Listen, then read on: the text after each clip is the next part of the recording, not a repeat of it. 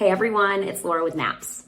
Today I want to talk to you about a very common anxiety that comes up for people who are having their first babies. That is tears and episiotomies during the labor and delivery process. Now, tearing is incredibly common, especially if this is your first vaginal delivery. It happens in about 50 to 80% of deliveries. Most tears are small and heal beautifully with really good aftercare. An episiotomy, on the other hand, is when your provider will discuss with you the option of making a small cut in your perineum in order to get the baby to be born faster.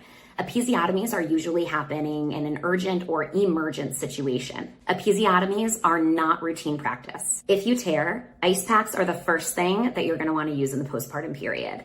Apply an ice pack to your perineum every time you change your pad, especially in the first 24 hours. That's going to help reduce the swelling in your perineal area. The next is sitz baths. These are going to help bring some nice warmth and blood flow to the perineal area, expediting your healing process. You're also going to want to use a peri bottle filled with warm water. Use this especially when you pee, and especially if you have stitches. This is going to help reduce the stinging that you might feel during that process. Rest and slow, gentle movement are also incredibly important in the postpartum period to help any sort of tear or episiotomy that you had heal a little bit faster. So while tearing is very common during vaginal delivery, with the correct postpartum care, you're going to be healed in no time.